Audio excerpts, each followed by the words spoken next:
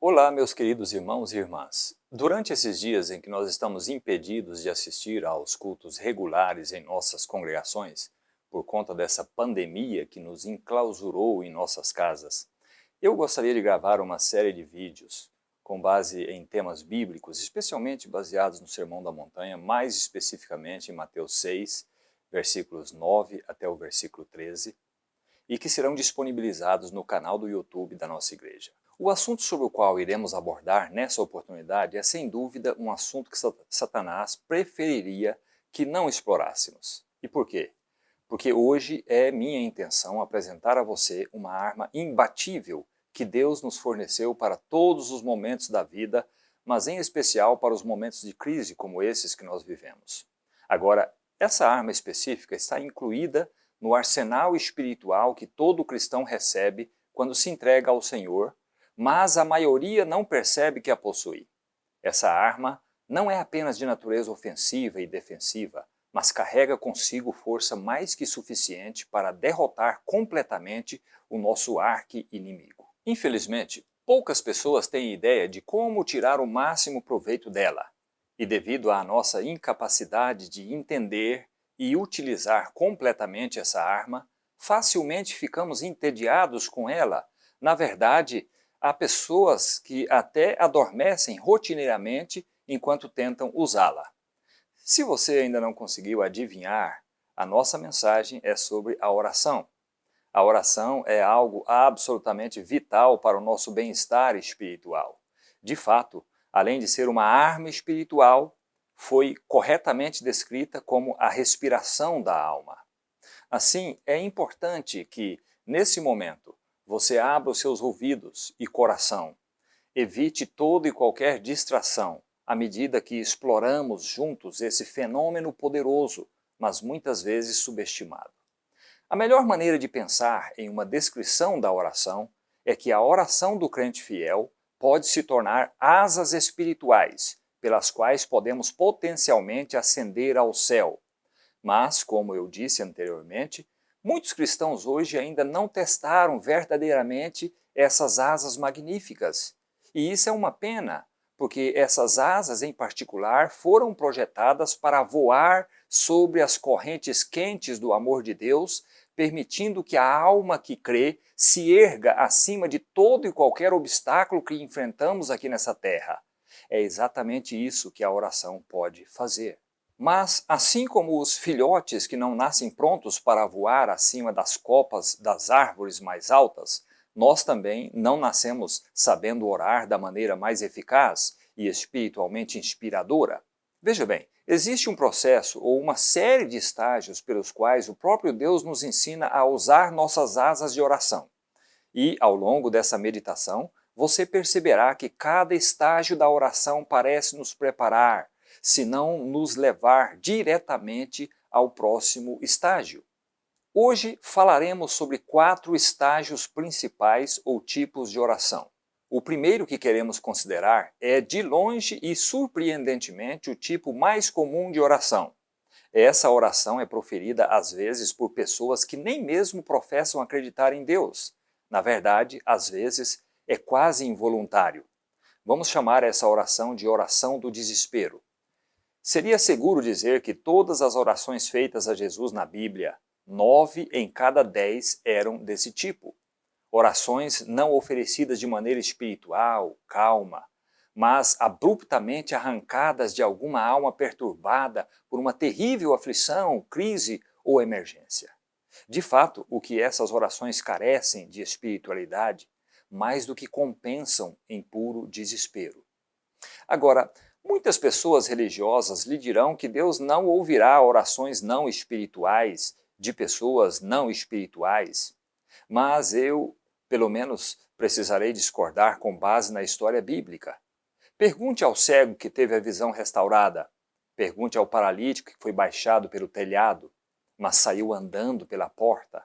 Pergunte aos leprosos que foram limpos, ou ao endemoniado que foi libertado.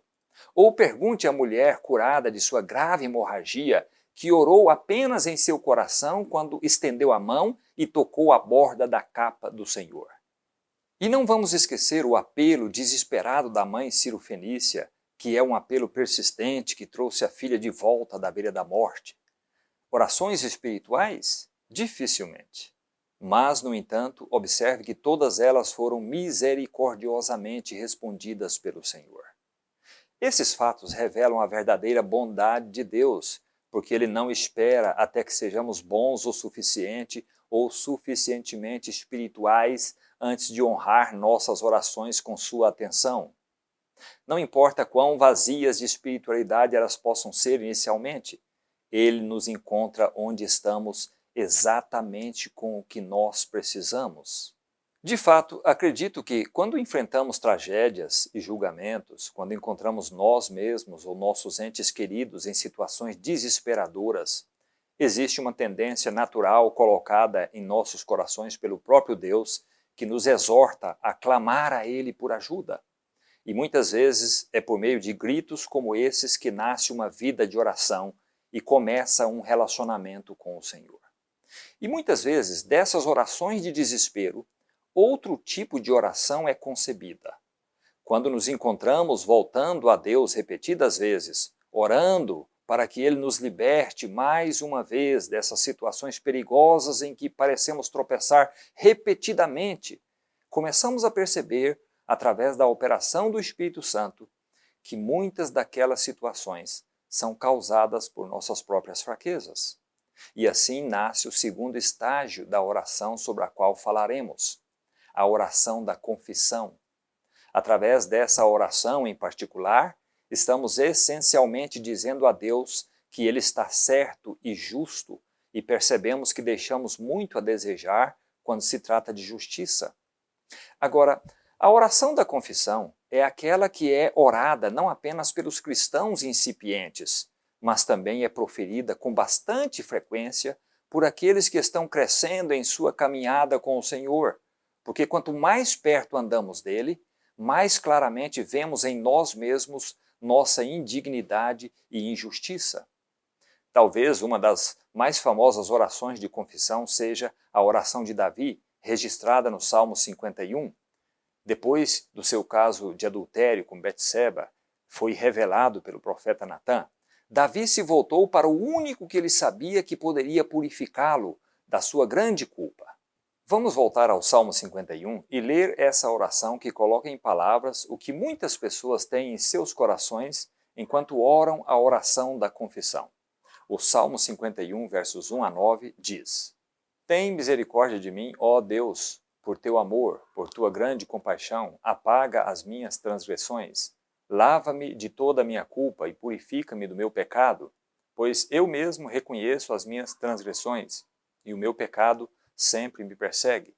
Contra ti, só contra ti pequei e fiz o que tu reprovas, de modo que justa é tua sentença e tens razão em condenar-me.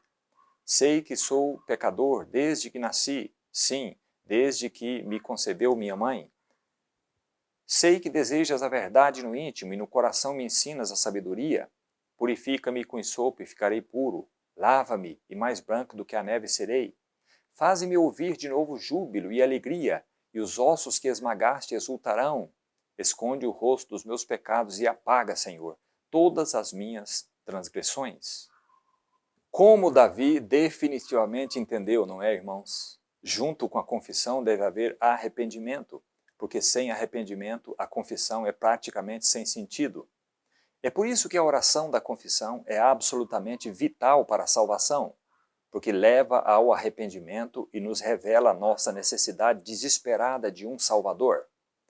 1 João 1,9, um texto bem conhecido, diz: Se confessarmos nossos pecados, Ele é fiel e justo para nos perdoar os pecados e nos purificar de toda a injustiça. E para a pessoa que nunca sentiu a necessidade em sua vida de orar a oração da confissão, o versículo 10 diz: Se afirmamos que não pecamos, fazemos dele um mentiroso, e sua palavra não tem lugar em nossas vidas. Acredite ou não, mas a confissão vem quase que naturalmente. De fato, muitos criminosos, mesmo muitos criminosos endurecidos que praticamente iludiram o braço da lei, se entregaram e confessaram o seu crime porque não podiam suportar o sentimento de culpa pelo que haviam feito. Se apenas o verdadeiro arrependimento viesse tão facilmente quanto a confissão, nossas prisões ficariam ainda mais vazias. E assim, depois que nos reconhecemos como pecadores, como sendo impotentes para alcançar a justiça própria, naturalmente começamos o terceiro estágio da oração, que chamaremos de oração da súplica da graça de Deus. Essa oração abrange uma ampla gama de necessidades, porque graça, por definição, é favor imerecido ou dom de Deus. Para colocá-lo da maneira mais simples, é nesse estágio de oração que pedimos a Deus coisas como nosso trabalho, nosso pão diário, dons do Espírito Santo, fé para vencer e força para perseverar, coisas assim. De fato, tudo o que pedimos a Deus se enquadra nessa categoria de graça. Por quê?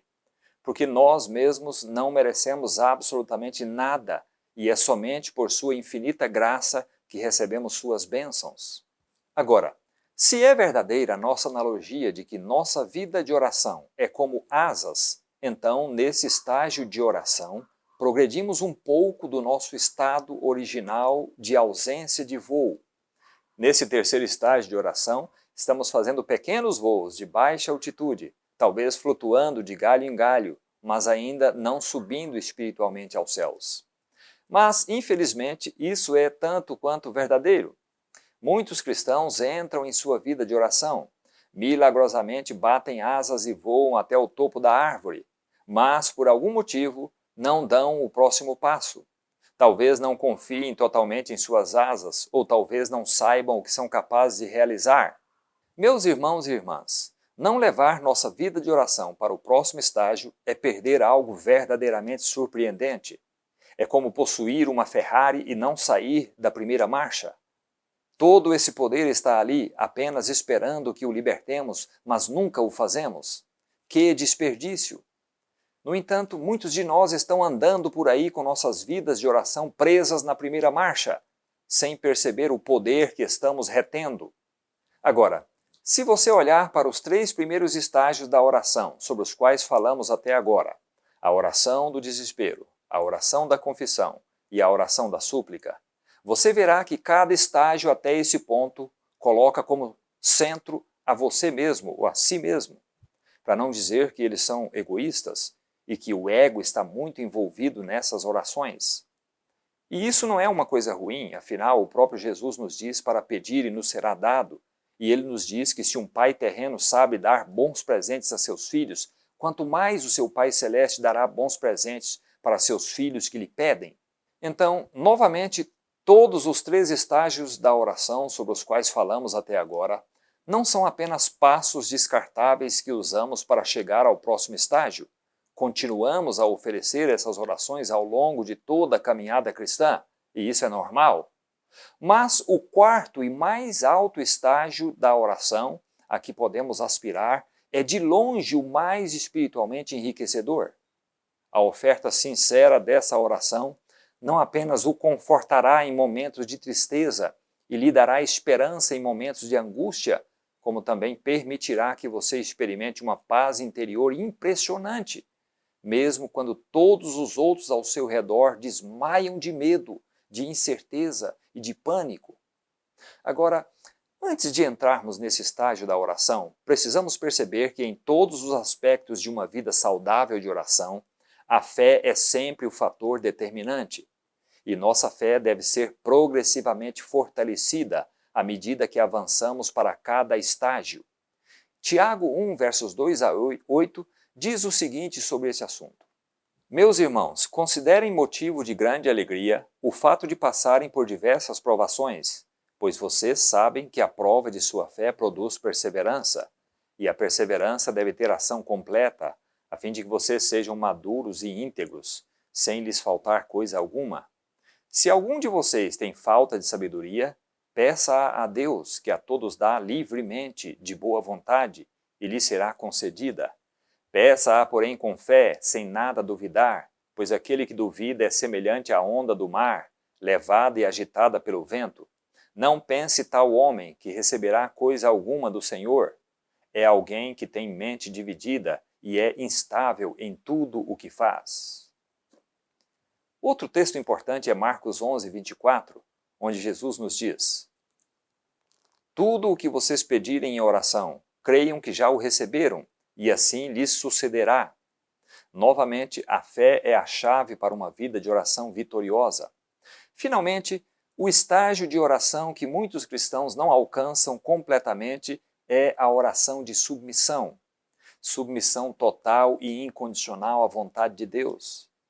Somente quando alcançamos esse ponto em nossa jornada espiritual é que realmente experimentamos essa alegria e paz que transcendem toda a compreensão humana.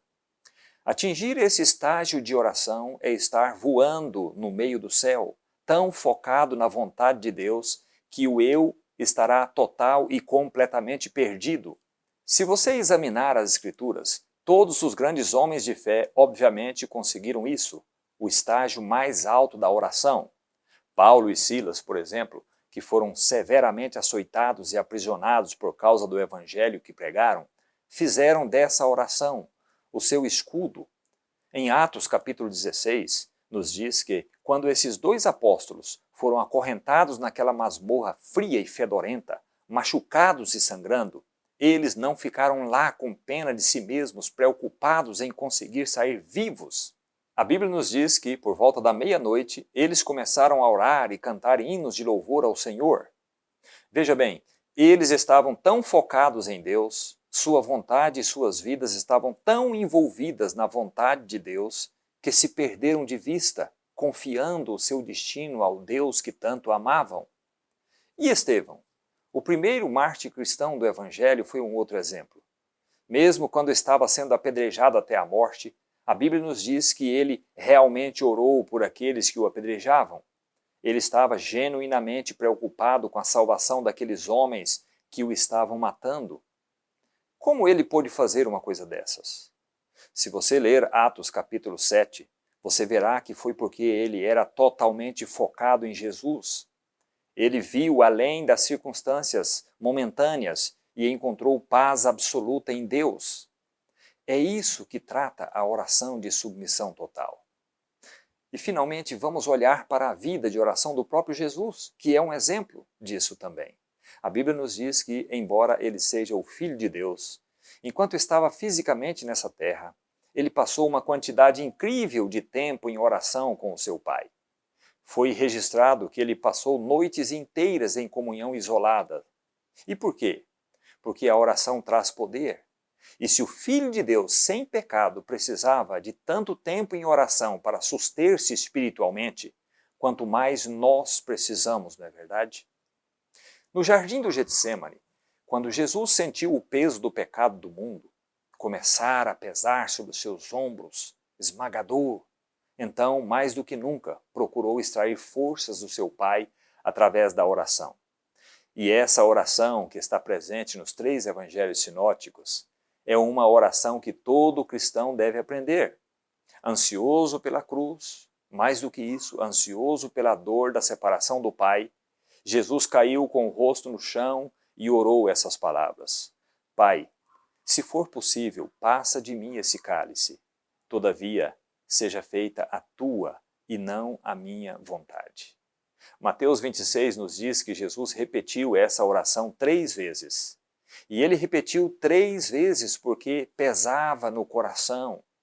É por isso que não devemos sentir que Deus se cansa de ouvir algumas de nossas orações quando nos encontramos orando repetidamente. A repetição sincera apenas reforça a nossa profunda necessidade ou preocupação.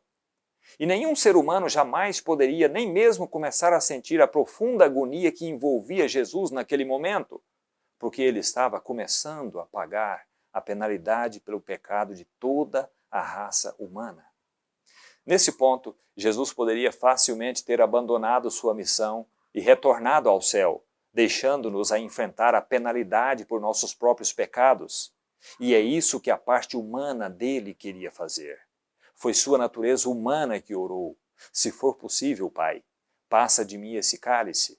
Era a sua natureza humana que pensava em si mesmo e na agonia que ele sabia que experimentaria. Não a mera agonia da cruz, mas a agonia de estar separado do seu Pai para sempre. Mas através de inúmeras horas de comunhão e submissão à vontade de seu Pai, ele encontrou força espiritual para terminar a sua oração. Não seja feita a minha vontade, mas a tua vontade. Imediatamente após essa oração de submissão, Jesus se colocou sob a custódia daqueles a quem sabia que executariam o impensável. Mas, se você ler como Jesus se conduziu a partir de então, perceberá que ele não foi esperneando e gritando para a cruz. Ele não revidou ou sequer respondeu àqueles que buscavam não apenas tirar a sua vida, mas também a sua dignidade. Mas a Bíblia diz que como um cordeiro sendo levado ao matadouro e como uma ovelha muda perante os seus tosqueadores, ele não abriu a sua boca. Ele era totalmente submisso à vontade de seu Pai. Claro, ele expressou o seu desejo de não beber o cálice, mas novamente ele terminou sua oração dizendo: não a minha vontade, mas a tua vontade seja feita. Meus irmãos e irmãs, podemos, como meros seres humanos, ser tão submissos à vontade de Deus assim? Um Deus que nunca vimos antes? Poderíamos deixar o hospital depois de apenas diagnosticados com câncer terminal ou nos ajoelharmos ao lado de uma criança que está morrendo e orar: não seja feita a minha vontade, mas a tua vontade? A resposta simples é não. Não podemos. Não sem a presença do Espírito Santo em nossas vidas. Não podemos nos submeter completamente à vontade de Deus, a menos que o Espírito nos habilite a isso. Como eu disse anteriormente, a fé é a chave da oração. Mas você sabia que a oração é em si também uma chave para a fé? Amigos, a oração é tão importante, não porque nossas orações mudam a vontade de Deus para ser segundo a nossa vontade, mas porque a oração muda a nossa vontade para fazer a vontade de Deus. Em outras palavras, a oração fortalece nossa fé e nos permite confiar em Deus e em seu amor por nós o suficiente para saber que Ele sempre atuará em nosso favor e em nosso interesse. E não importa em que situação nos encontremos, sempre podemos orar sinceramente: faça-se a tua vontade e não a nossa vontade. A sua vida pessoal de oração chegou a esse estágio, meu querido irmão e irmã? Sua vontade está perdida na vontade do seu Pai Celestial? Caso contrário, é provável que seja porque você não investe tempo suficiente no seu local de oração. As pessoas reclamam que não conseguem pensar em nada para dizer que levaria mais do que 5 minutos. Isso é um problema com você? Bem, você pode melhorar muito sua vida de oração e posteriormente sua vida espiritual se você seguir algumas sugestões simples ao abordar o Senhor em sua oração. Vejam alguns pontos. Primeiro, encontre um lugar específico para ser o seu cantinho de oração. E uma dica: evite usar a sua cama como seu lugar de oração. Se fazemos isso, nós somos como Pedro, Tiago e João, que adormeceram no jardim depois que Jesus lhes disse para vigiarem e orarem. Escolha um momento em que você não esteja com sono ou com possibilidade de ser interrompido e abra a sua sala 57, que é um horário, um momento, entre as 5 e as 7 da manhã, todos os dias, em que você terá o seu encontro pessoal com o Senhor. Segundo, prepare o seu coração para orar. Ouça uma música espiritual ou leia uma oração selecionada no livro dos Salmos. Lembre-se de que você está se aproximando do trono de Deus e Ele está muito interessado em ouvir o que você tem a lhe dizer. Terceiro, comece com ação de graças e louvor pelo que Ele fez por você ultimamente, mesmo que sejam pequenas coisas. Quarto, confesse seus pecados e fraquezas, de que você está ciente, de que você tem consciência, e se arrependa pedindo o poder de Deus para vencer. E lembre-se, Jesus nos diz em Mateus 6 que se a qualquer momento durante a sua oração você se lembra de alguém que precisa ser perdoado, que pecou contra você e que precisa do seu perdão, perdoe para que Deus possa te perdoar. Quinto, faça os seus pedidos e intercessões. Sexto, submeta sua vontade à vontade de Deus, refletindo sobre como Ele abençoou você no passado e confie totalmente nele acerca do futuro. E sétimo, termine com louvor e agradecimento pela paz que você tem, sabendo que todas as suas orações acabaram de ser respondidas no seu melhor interesse. E mesmo quando você sair do seu quarto de oração, não deixe Deus lá. Paulo nos diz para orar continuamente, ou como uma versão bíblica diz, orar sem cessar. Filipenses 4, 4-6 diz: Alegrai-vos sempre no Senhor, outra vez digo, alegrai-vos. Não estejais inquietos por coisa alguma, antes as vossas petições sejam em tudo conhecidas diante de Deus, pela oração e súplicas com ação de graças. Em João 14, 27, Jesus nos diz: A minha paz vos dou. Meus queridos irmãos e irmãs, essa paz só pode ser realmente encontrada através de um relacionamento saudável com o Senhor, por meio do estudo da sua palavra e através da oração. É através de fervorosa oração que Deus se aproxima de nós, mais do que em qualquer outro momento na vida, e sua presença traz não apenas paz, mas também poder. Um dos meus hinos favoritos do Inário Adventista é o hino 418, que tem como título O Jardim de Oração. Mas, como a música indica, precisamos aceitar o convite para encontrá-lo no jardim de oração. Que Deus o abençoe ricamente, enquanto buscamos a sua face nesse momento, através da oração.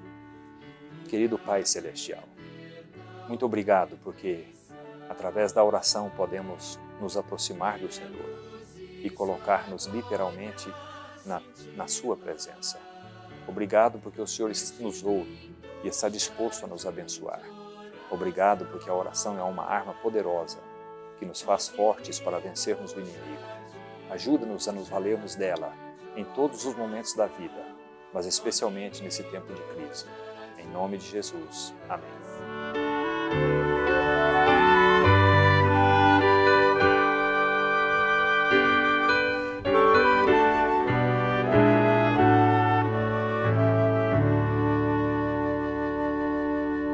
Meu Jesus no jardim está esperando, no lugar de eternal perfeição. Ele é luz e sua glória cintila neste lindo jardim de oração.